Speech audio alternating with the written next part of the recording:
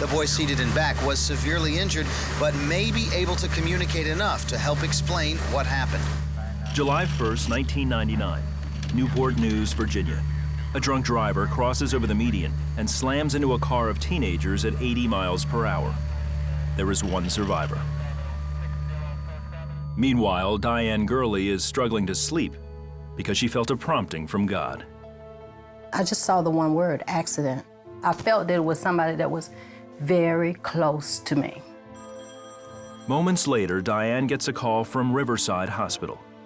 Her 18-year-old son, JR, was in a tragic accident. I was in shock. I was numb. It didn't seem real. Diane arrived at the ER just as her son was regaining consciousness. I could only read his eyes because his face was so disfigured. He was saying, "Mama, am I going to die?" She said, "Baby, you're not gonna die. You know, God said that you're going to live and declare the work of the Lord." JR had a host of injuries, including brain swelling, a shattered jawbone, and a crushed left hand. They said he may not make it through the night.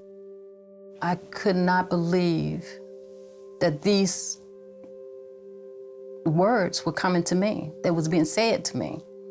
I was saying on the inside, "Lord, save my child. Don't let him die." Word quickly spread, and people from their church and community began showing up to pray. They were just huddled around saying, he's not gonna die. God's not gonna take him. And they were praying. JR made it through the night. The next morning, he went through 8 hours of surgery. Doctors said JR would live, but his future wasn't hopeful. I would definitely have some brain damage. I would never be able to regain the use of my hand, that I would have trouble speaking, and I would probably have to have someone aid me or help me for the rest of my life. A week later, JR poured out his anger towards God. How could you allow this to happen? How could you let this happen? I was honest with him. I was like, I don't want to live like this. I don't want to live like this. I remember feeling the presence of the Lord just come in my room. The Holy Spirit told me that He was going to heal me. And in doing so, it would be like nothing ever happened. Hope and peace came flooding back into my spirit. Literally, I was revived. And at that moment, I decided that I was not going to be angry, that I was going to trust Him, and that He was going to do what He said He was going to do.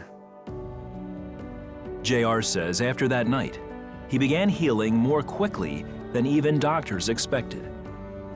It's almost like, my body just began to put things back in order. Every day there was a visible change. You could see it. The next several months, he went through rigorous therapy, depending on God to heal his mind and body. I felt literally like the Lord was strengthening me. I felt like I had a new lease on life and a new mission. And I was determined to hold up my end. I was determined to serve God. Within the next year, JR says he fully recovered from all of his injuries, including regaining full use of his hand. There is not anything that I could do then that I cannot, that I can't do. God healed me. Today, JR leads a young adult ministry in his hometown and shares his story often. God answered all of my prayers, and He is faithful.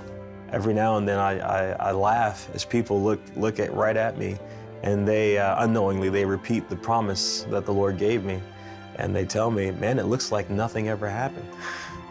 And I said, "Well, that's exactly according to the word of the Lord."